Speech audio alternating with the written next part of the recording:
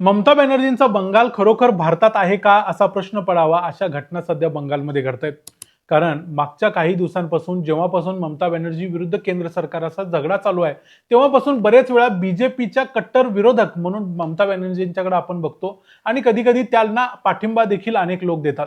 पण याचा फायदा ममता बॅनर्जी घेत आहेत आणि त्यांच्या वोट बँकेसाठी त्या देशाचा बळी द्यायला चाललेले आहेत असं सध्याच्या त्यांच्या बंगालमध्ये चाललेल्या घटनांवरून वाटते. नेमकं काय झालं ते सांगतो. 1 एप्रिलला म्हणजे 2-3 दिवसापूर्वी एक घटना घडली ज्यावेळी बंगालमध्ये मालदा नावाचा एक जिल्हा आहे. हा बांगलादेशला लागून असलेला जिल्हा आहे आणि या जिल्ह्यामध्ये सगळ्यात जास्त बांगलादेशी घुसलेले आहेत. आणि या मालदा जिल्ह्यातल्या कालियाचक नावाच्या एका गावामध्ये काही ज्युडिशियल ऑफिसर्स आले होते. म्हणजे भारत सरकारनं, भारताचे सुप्रीम कोर्टानं नेमलेले ज्युडिशियल ऑफिसर्स इथे आलेले होते. ते कशासाठी आले होते तर SIRचं जे इंटेन्सिव्ह रिव्हिजन झालं होतं त्याच्यामध्ये ज्या लोकांना वगळलेलं आहे त्याची फेर तपासणी करण्यासाठी, इन्व्हेस्टिगेशन करण्यासाठी ते लोक तिथे आलेले. पण हे लोक जेव्हा BDO ऑफिसमध्ये बसलेले होते कालियाचकच्या, त्यावेळेला तिथं जवळजवळ हजारोंच्या जमावानं त्या बिल्डिंगला घेराव घातला. या बिल्डिंगमध्ये हे 7 लोक अडकून पडले. या 7 लोकांच्या मध्ये 4 पुरुष होते, 3 महिला होत्या. यातल्या एका ऑफिसरची एक मुलगी होती 5 वर्षाची, ती देखील आत होती, त्या बिल्डिंगमध्ये अडकलेली होती. हे सगळे घेराव घातलेले लोक, हे सगळे बांगलादेशी त्या बिल्डिंगमध्ये घुसून त्यांना मारायचा प्रयत्न करत होते. याशिवाय त्या बिल्डिंगमध्ये अन्न पाणी देणं सगळं बंद केलं गेलं. त्या लोकांना एक प्रकारे ट्रॅप करण्याचा प्रयत्न केला आणि यावरती ममता बॅनर्जींनी कोणतीही ऍक्शन घेतली नाही. ही माणसं जी आलेली होती ती केंद्र सरकारच्या सुप्रीम कोर्टाच्या आदेशाने आलेली होती, पण तरी देखील त्यांची अशा पद्धतीने ट्रॅप केलं गेलं. शेवटी सुप्रीम कोर्टाने यामध्ये सुओ मोटो कॉग्नायझन्स घेतला आणि पोलीस तिथं पाठवले आणि रात्री 11 वाजता हे लोक तिथून सही सलामत सुटले. दुपारी 4-5 वाजल्यापासून रात्री 11 वाजेपर्यंत त्यांच्या जीवाचे काय हाल झाले असतील याचा विचार करा. आणि हे सगळं ममता बॅनर्जींच्या बंगालमध्ये घडत असताना ममता बॅनर्जी गप्प बसलेल्या होत्या. त्यांचं सिव्हिल ऍडमिनिस्ट्रेशन, त्यांचे पोलीस सगळे शांत बसलेले होते आणि फक्त मजा बघत होते. कारण त्यांना ही सगळी वोट बँक पाहिजे आणि ह्या वोट बँकसाठी ते काहीही करायला तयार आहेत.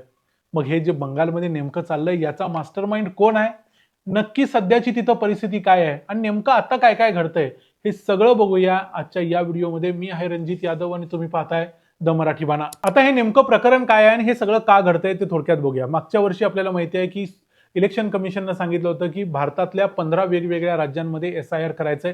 त्यामध्ये वेस्ट बेंगॉल देखील होता. वेस्ट बेंगॉलमध्ये जो SIR केला गेला त्यामध्ये 60 लाख लोकांची नावं वगळण्यासाठी सूचित केली गेली, म्हणजे डायरेक्टली वगळली नाहीत. मग त्यानंतर ममता बॅनर्जी आपल्याला माहिती आहे की सुप्रीम कोर्टामध्ये स्वतः वकिलीचा डगला चढवून गेल्या आणि तिथं सुप्रीम कोर्टामध्ये त्या भांडल्या. त्यावेळी सुप्रीम कोर्टानं काय सांगितलं की ममता बॅनर्जी आणि इलेक्शन कमिशन यांचं एकमेकावर विश्वास नाही आहे, त्यामुळं आम्ही काय करतो, सुप्रीम कोर्टाच्या वतीनं काही ज्युडिशियल ऑफिसर्स, काही न्यायिक अधिकारी नेमतो. हे न्यायिक अधिकारी जातील आणि हे जे काही 60 लाख लोक वगळलेले आहेत त्यांची प्रॉपर चौकशी करतील बंगालमध्ये जाऊन. त्यासाठी जवळजवळ 500 ऑफिसर्स सुप्रीम कोर्टाने नेमले आणि ते बंगालमध्ये दिले. आणि हे 500 ऑफिसर्स आता काय करत होते, बंगालमधल्या वेगवेगळ्या जिल्ह्यांमध्ये जाऊन तिथं जाऊन चेक करत होते की खरोखर ज्यांना वगळले ते बरोबर वगळले की चूक वगळले.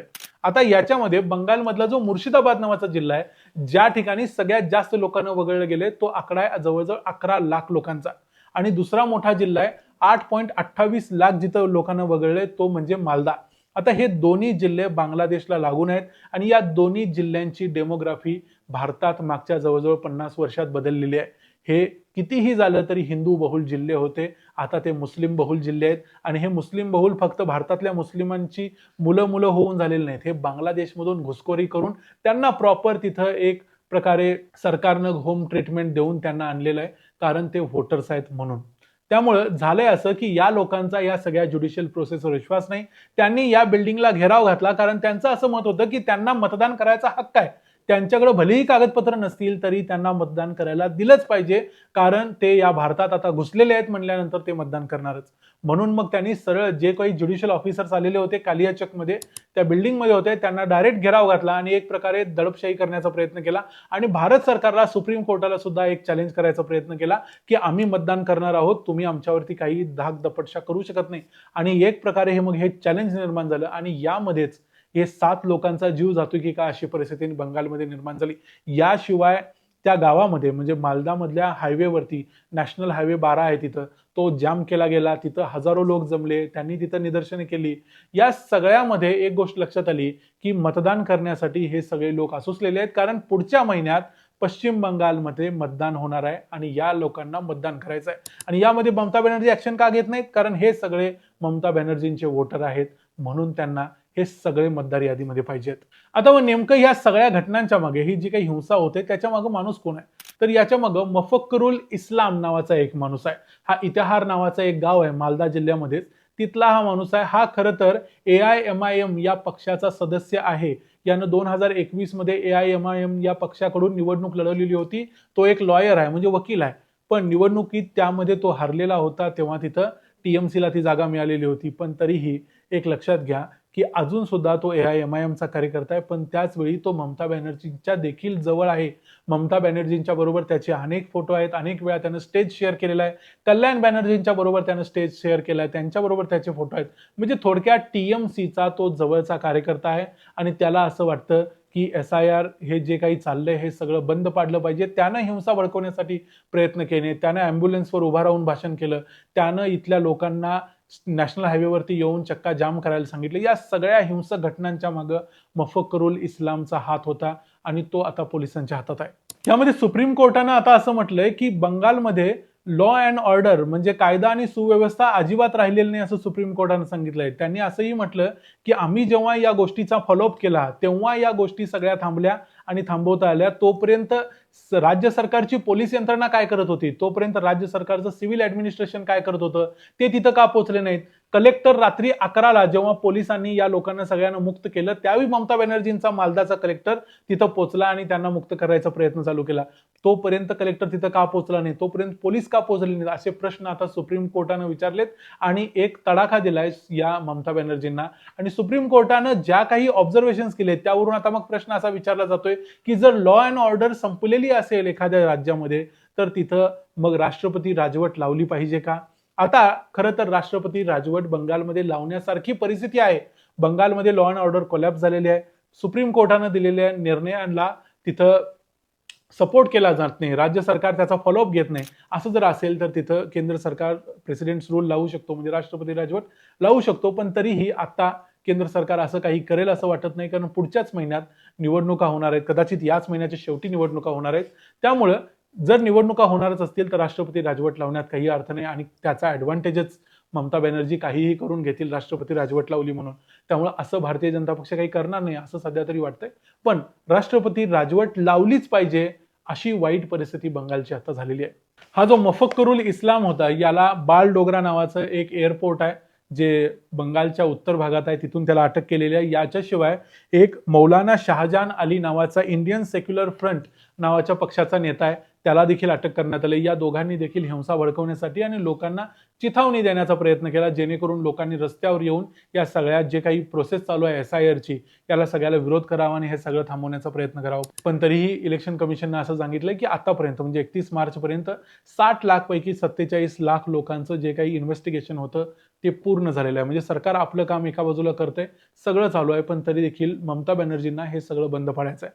ममता बॅनर्जी म्हणतात की हे कार्यकर्ते आमचे नाहीत, माझा त्यांच्याशी काही संबंध नाही, ते भलेही माझ्या बरोबर स्टेजवर असतील तरी त्यांच्याशी माझा काही संबंध नाही वगैरे वगैरे त्यांनी सांगितलंय. त्यांनी असंही म्हटलं की मुंबईमधून लोक आणून बंगालमध्ये हिंसा भडकवण्याचा प्रयत्न केला जातोय. खरं तर हा एक मोठा विनोद आहे. खरं तर बंगालमधले हे जे बांगलादेशी आहेत तेच येऊन मुंबईमध्ये बऱ्याचशा गोष्टी करतायत हे आपल्या सगळ्यांना माहिती आहे. त्यामुळे बंगालमध्ये थोडक्यात सध्या काहीही ठीक चाललेलं नाही एवढं आपण म्हणू शकतो. आणि हे जे काही चाललंय, हे जो हिंसा भडकवणारे लोक आहेत हे सगळे बांगलादेशी आहेत, कारण त्यांच्याकडे कुठलाही कागद नाही. जो भारतीय आहे प्रत्येक माणसाला इलेक्शन कमिशननं बेनिफिट ऑफ डाऊट देऊन लिस्टमध्ये घातलेला आहे, पण ज्यांच्याकडे अजिबात कुठलाही कागद नाही ते लोक रस्त्यावर येऊन हिंसा करतायत. आणि या सगळ्याच्या बेनिफिशियरी दुर्दैवानं म्हणावं लागते की ममता बॅनर्जी आहेत. त्यामुळे या व्हिडिओच्या निमित्तानं असं म्हणावं वाटतं की भलेही ममता बॅनर्जींचा भारतीय जनता पक्षाला विरोध असेल, त्यांच्या आयडिओलॉजीला विरोध असेल, काही असेल, पण तुमच्या राजकारणाच्या नादात, मताच्या राजकारणाच्या नादात आणि 4 बांगलादेशींची मतं मिळवून विधानसभेत पुन्हा सत्तेत येण्याच्या नादात तुम्ही भारताच्या विरोधात जाऊ नका, या देशाला चॅलेंज करू नका. हा देश, हा देशातला जो बंगाल आहे तो बंगाल नेऊन बांगलादेशला लावायची प्रयत्न करू नका, अन्यथा याचे परिणाम अत्यंत वाईट होतील. असाच प्रयत्न काहींनी अगोदर पंजाबमध्ये करायचा प्रयत्न केलेला होता, पण तो किती दुर्दैवानं, किती वाईट काय काय घडलं त्यामध्ये हे सगळ्यांनी बघितलेलं आहे. त्यामुळे अशा गोष्टी व्हायला नकोत. बंगाल ऑलरेडी बिघडत चाललेलं आहे, बंगालमधली डेमोग्राफी बिघडत चालली आहे. बंगालचं सरकार मुद्दाम केंद्र सरकारला बॉर्डरचं फेन्सिंग करायला जागा देत नाही आहे, अशा अनेक गोष्टी बंगाल सरकारच्या विरोधात असताना देखील सगळं काही बंगाल सरकारच्या मर्जीने या देशात चाललंय आणि या गोष्टीचा कुठंतरी आता अंत व्हायला पाहिजे.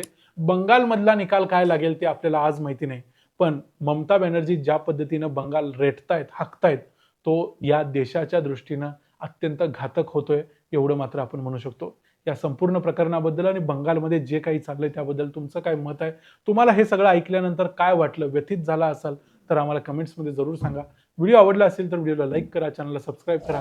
पुन्हा भेटू पुढच्या व्हिडिओमध्ये. तोपर्यंत पाहत राहा द मराठी बाणा. जय हिंद, जय महाराष्ट्र.